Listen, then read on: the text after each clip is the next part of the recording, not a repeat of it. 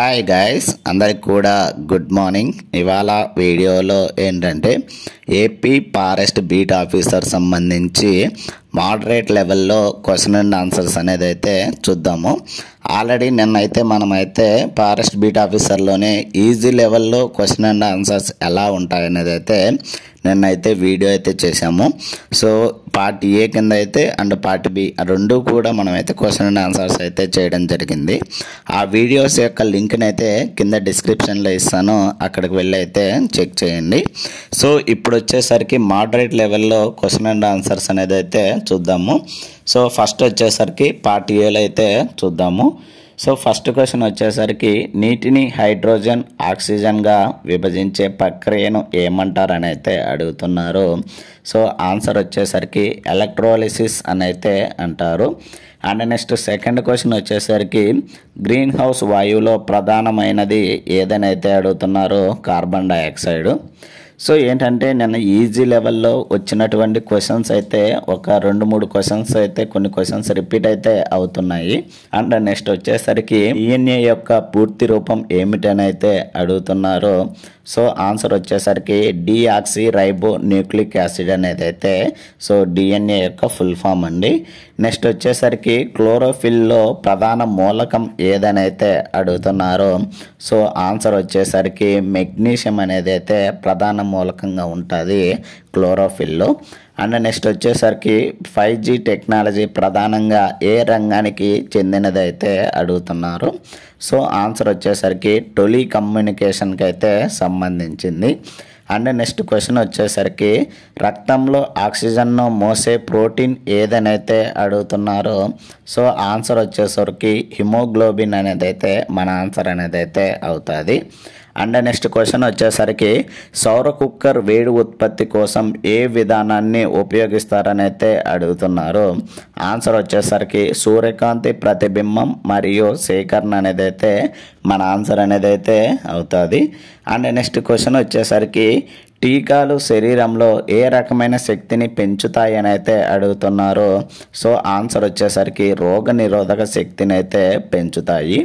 Next 9వది వచ్చేసరికి Bluetooth technology ఏ రకమైన తరంగాలపై ఆధారపడి పనిచేస్తుందని అయితే అడుగుతున్నారు. సో మన ఆన్సర్ వచ్చేసరికి రేడియో తరంగాలపైన అయితే పనిచేస్తుంది. అండ్ నెక్స్ట్ 10వ క్వశ్చన్ వచ్చేసరికి కృత్రిమ మేధస్సులో మిషన్ లెర్నింగ్ ఉద్దేశం ఏమిటనైతే అడుగుతున్నారు. సో ఆన్సర్ వచ్చేసరికి డేటా నుండి నేర్చుకొని నిర్ణయాలు తీసుకోవడం అనేది అయితే మన ఆన్సర్ అనేది అయితే అవుతుంది. అండ్ నెక్స్ట్ వచ్చేసరికి 2025 నాటికి ఆంధ్రప్రదేశ్ ముఖ్యమంత్రి ఎవరు అని అయితే అడుగుతున్నారు. సో ఆన్సర్ వచ్చేసరికి మనకైతే నారా చంద్రబాబు నాయుడు అండి. సో ఇదైతే ఆన్సర్ కాదు. అండ్ నెక్స్ట్ వచ్చేసరికి చంద్రయాన్ 3 విజయవంతంగా ఎప్పుడు ల్యాండ్ చేశారని అయితే అడుగుతున్నారు. సో ఈ క్వశ్చన్ అయితే ఆల్రెడీ మనకైతే ఈజీ లెవెల్లో వచ్చింది. ఆగస్టు 23వ తేదీ సో 2023 సంవత్సరం అండి. అండ్ నెక్స్ట్ వచ్చేసరికి COP28 వాతావరణ సదస్సు ఏ దేశంలో జరిగిందని అయితే అడుగుతున్నారు. సో ఈ క్వశ్చన్ కూడా ఆల్రెడీ మనమైతే చూసాము.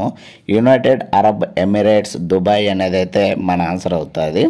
అండ్ నెక్స్ట్ వచ్చేసరికి భారతదేశం 2024లో ఏ క్రీడల్లో మొదటిసారిగా ఒలింపిక్ పథకం సాధించిందని అయితే అడుగుతున్నారు. సో ఆన్సర్ వచ్చేసరికి ఈత సూచనాత్మకంగానైతే ఇవ్వడం జరిగింది. అండ్ నెక్స్ట్ వచ్చేసరికి ఆంధ్రప్రదేశ్లో అమరావతి ఏ ప్రయోజనానికి నిర్ణయించబడింది అని అయితే అడుగుతున్నారు. సో ఆన్సర్ వచ్చేసరికి రాజధాని ప్రాంతం అనేది అయితే మన ఆన్సర్ అవుతుంది. అండ్ నెక్స్ట్ క్వశ్చన్ వచ్చేసరికి Andhra Pradesh green energy corridor project దేనికోసం అని అయితే అడుగుతున్నారు. సో ఆన్సర్ వచ్చేసరికి పునరుత్పత్తి శక్తి పంపిణీ కోసం అనేది అయితే మన ఆన్సర్ అండి. అండ్ నెక్స్ట్ వచ్చేసరికి 2025లో G20 సమ్మిట్ ఏ దేశం ఆతిథ్యం ఇస్తుందని అయితే అడుగుతున్నారు. సో ఆన్సర్ వచ్చేసరికి బ్రెజిల్ అనేది అయితే మన ఆన్సర్ అవుతుంది. అండ్ నెక్స్ట్ వచ్చేసరికి చంద్రయాన్ 3 సాఫ్ట్ ల్యాండింగ్ చేసిన ప్రాంతం ఏదనైతే అడుగుతున్నారో. చంద్రుని పైన దక్షిణ ధ్రువం అండి. సో నెక్స్ట్ వచ్చేసరికి 2024లో ఆంధ్రప్రదేశ్లో విస్తారంగా ఎక్కడ వరదలు సంభవించాయి అని అయితే అడుగుతున్నారు. సో ఆన్సర్ వచ్చేసరికి గోదావరి పరివాహక ప్రాంతం అనేది అయితే మన ఆన్సర్ అవుతుంది.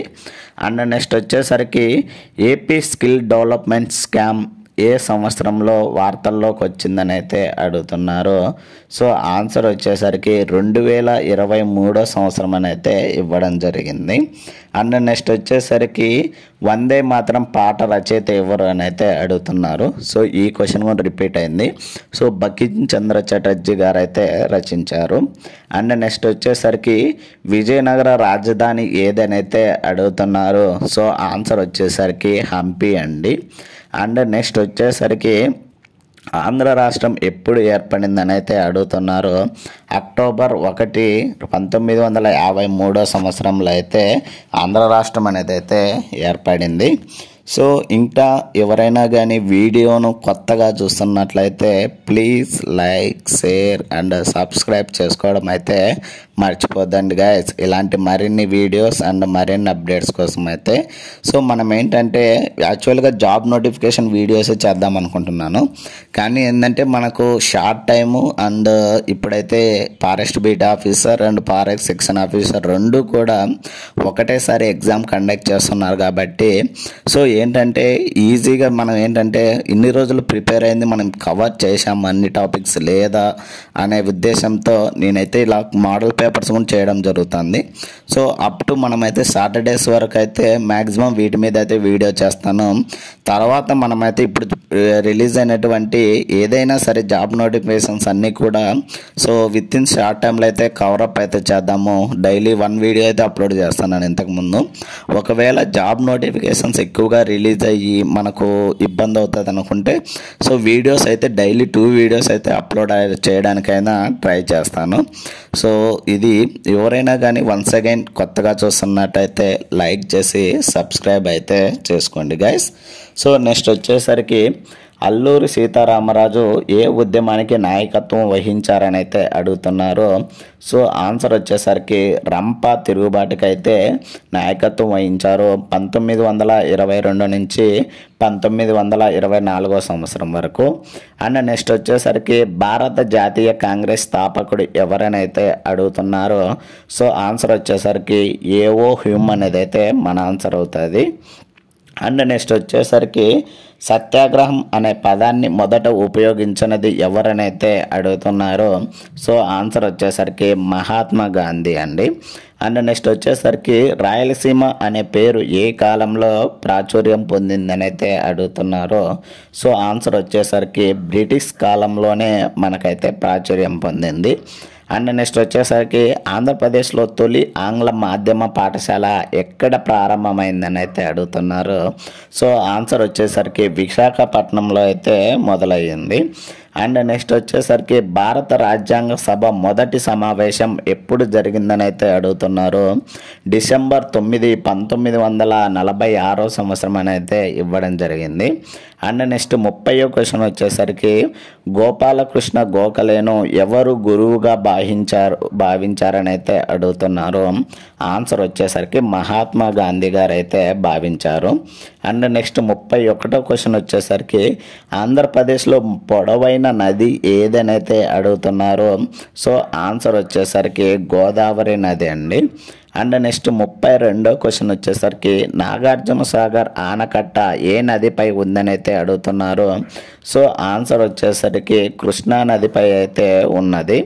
అండ్ నెక్స్ట్ వచ్చేసరికి ఆంధ్రప్రదేశ్లో అన్నపూర్ణ సరస్సు ఎక్కడ ఉందని అయితే అడుగుతున్నారు. సో ఆన్సర్ వచ్చేసరికి విశాఖపట్నం అండి. నెక్స్ట్ 34వ క్వశ్చన్ వచ్చేసరికి భారతదేశంలో అతిపెద్ద ద్వీపం ఏదని అయితే అడుగుతున్నారు.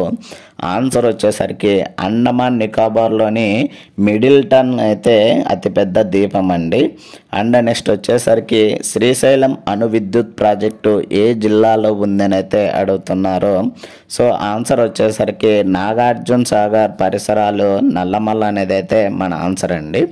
అండ్ నెక్స్ట్ 36వ క్వశ్చన్ వచ్చేసరికి కొల్లేరు సరస్సు ఎక్కడ ఉందని అయితే అడుగుతున్నారు. సో ఆన్సర్ వచ్చేసరికి కృష్ణా గోదావరి డెల్టా మధ్యలో అయితే ఉన్నది.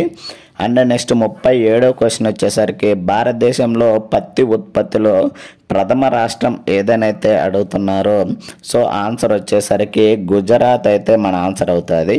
అండ్ నెక్స్ట్ 38వ క్వశ్చన్ వచ్చేసరికి రామప్ప ఆలయం ఏ జిల్లాలో ఉందని అయితే అడుగుతున్నారో ఆన్సర్ వచ్చేసరికి ములుగులో అయితే ఉంది, తెలంగాణ రాష్ట్రం అండి. నెక్స్ట్ క్వశ్చన్ 39ది వచ్చేసరికి తిరుపతి ఏ పర్వత శ్రేణిలో ఉందని అయితే అడుగుతున్నారు. సో ఆన్సర్ వచ్చేసరికి శేషాచలం అడవుల్లో అయితే ఉన్నది. నెక్స్ట్ 40వ క్వశ్చన్ వచ్చేసరికి ఆంధ్రప్రదేశ్ తూర్పు సరిహద్దు ఏ సముద్రం తాకుతుందని అయితే అడుగుతున్నారు. సో ఆన్సర్ వచ్చేసరికి బంగాళాఖాతం అయితే మన ఆన్సర్ అవుతుంది. అండ్ నెక్స్ట్ వచ్చేసరికి భారత రాజ్యాంగంలో రాష్ట్రపతి పాలన ఏ ఆర్టికల్లో ఉందని అయితే అడుగుతున్నారు. సో ఆన్సర్ వచ్చేసరికి ఆర్టికల్ 356 అనేది మన ఆన్సర్ అనేది అయితే అవుతుంది. నెక్స్ట్ 42వ క్వశ్చన్ వచ్చేసరికి గ్రామ సభను రాజ్యాంగబద్ధం చేసిన సవరణ ఏదనైతే అడుగుతున్నారు. సో ఆన్సర్ వచ్చేసరికి 73వ రాజ్యాంగ సవరణ అయితే మన ఆన్సర్ అవుతుంది. అండ్ నెక్స్ట్ 43వ క్వశ్చన్ వచ్చేసరికి ప్లానింగ్ కమిషన్ స్థానంలో ఏ సంస్థ వచ్చిందని అయితే అడుగుతున్నారు. సో ఆన్సర్ వచ్చేసరికి నీతి ఆయోగ్ అనేది అయితే మన ఆన్సర్ అనేది అయితే అవుతుంది. అండ్ నెక్స్ట్ వచ్చేసరికి 44వది జిఎస్టి పూర్తి రూపం ఏమిటని అయితే అడుగుతున్నారు. సో ఆన్సర్ వచ్చేసరికి గూడ్స్ అండ్ సర్వీసెస్ ట్యాక్స్ అనేది అయితే మన ఆన్సర్ అనేది అయితే అవుతుంది. అండ్ నెక్స్ట్ 45వ క్వశ్చన్ వచ్చేసరికి భారతదేశంలో కరెన్సీ జారీ చేయు సంస్థ ఏదైతే అడుగుతున్నారో సో ఆన్సర్ వచ్చేసరికి రిజర్వ్ బ్యాంక్ ఆఫ్ ఇండియా అనేది అయితే మన ఆన్సర్ అవుతుంది. నెక్స్ట్ 46వ క్వశ్చన్ వచ్చేసరికి రాజ్యసభ సభ్యుల గరిష్ట సంఖ్య ఎంతనైతే అడుగుతున్నారు. సో ఆన్సర్ వచ్చేసరికి 250 అనేది అయితే మన ఆన్సర్ అనేది అయితే అవుతుంది. అండ్ నెక్స్ట్ వచ్చేసరికి భారత రాజ్యాంగం అమలులోకి వచ్చిన తేదీ ఏదైతే అడుగుతున్నారో మన ఆన్సర్ వచ్చేసరికి జనవరి 26, 1950లో అయితే భారత రాజ్యాంగం అమలులోకి అయితే వచ్చింది. అండ్ నెక్స్ట్ 48వ క్వశ్చన్ వచ్చేసరికి ఆంధ్రప్రదేశ్ ప్రస్తుత అసెంబ్లీ సీట్లు ఎన్నైతే అడుగుతున్నారు. ఆన్సర్ వచ్చేసరికి ఆంధ్రప్రదేశ్లో ప్రస్తుతం 175 సీట్లు అయితే ఉన్నాయి. అండ్ నెక్స్ట్ 49వ క్వశ్చన్ వచ్చేసరికి హరిత ఆంధ్రప్రదేశ్ కార్యక్రమం ఉద్దేశం ఏమిటనైతే అడుగుతున్నారు. సో ఆన్సర్ వచ్చేసరికి అటవీ విస్తీర్ణం పెంచడం అనేది అయితే మన ఆన్సర్ అవుతుంది. అండ్ నెక్స్ట్ 50వ క్వశ్చన్ వచ్చేసరికి 1991 ఆర్థిక సంస్కరణల ప్రధాన లక్ష్యం ఏమిటనైతే అడుగుతున్నారు. సో ఆన్సర్ వచ్చేసరికి ఉదారీకరణ, ప్రైవేటీకరణ అండ్ గ్లోబలైజేషన్ అనేది అయితే మన ఆన్సర్ అనేది అయితే అవుతుంది. మెంటల్ ఎబిలిటీ నుంచి అయితే క్వశ్చన్ అండ్ ఆన్సర్స్ అనేది అయితే ఎక్స్పెక్ట్ చేయలేమండి. సో ఆ క్వశ్చన్స్ అనేది ఎలా ఇస్తాడు అని ఏ వేలో ఇస్తాడు, ఇలానే రావచ్చు లేదా ఇవి ఉండొచ్చు అనేది అయితే మనం చెప్పలేము. సో అందువల్ల ఏంటంటే కొంచెం అవైతే మీరే ప్రిపేర్ అవ్వండి. లైక్ నెంబర్ సిస్టమ్ కానీ, ఎల్సిఎం, హెచ్సిఎఫ్ నుంచి డైరెక్షన్స్ కానీ వాటి రిలేటెడ్ మీరైతే ప్రిపేర్ అయితే అవ్వండి గైస్. అండ్ పార్ట్ బిలో కూడా మనకైతే స్టాటిస్టిక్స్ కానీ, జామెట్రీ కానీ ఇవ్వడం జరిగింది. సో అవి కూడా ప్రిపేర్ అవ్వడం అయితే ప్రిపేర్ కావండి. సో నేనైతే జనరల్ సైన్స్ అండ్ మనకు పార్ట్ ఏలో కొన్ని టాపిక్స్ అయితే ఇవ్వగలుగుతున్నాను. సో నెక్స్ట్ క్వశ్చన్ వచ్చేసరికి చిప్కో ఉద్యమం దేనికోసం జరిగిందని అయితే అడుగుతున్నారు. సో ఈ క్వశ్చన్ కూడా ఆల్రెడీ ఈజీ లెవెల్లో రిపీట్ అయింది. అడవులను రక్షించడానికైతే మన ఆన్సర్ అనేది అయితే అవుతుంది. అండ్ నెక్స్ట్ 62వ క్వశ్చన్ వచ్చేసరికి ప్యారిస్ ఒప్పందం ప్రధానంగా ఏ అంశానికి సంబంధించిందని అయితే అడుగుతున్నారు.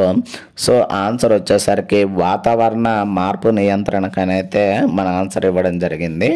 అండ్ నెక్స్ట్ 63వ క్వశ్చన్ వచ్చేసరికి సస్టైనబుల్ డెవలప్మెంట్లో ప్రధాన ఉద్దేశం ఏమిటని అయితే అడుగుతున్నారు.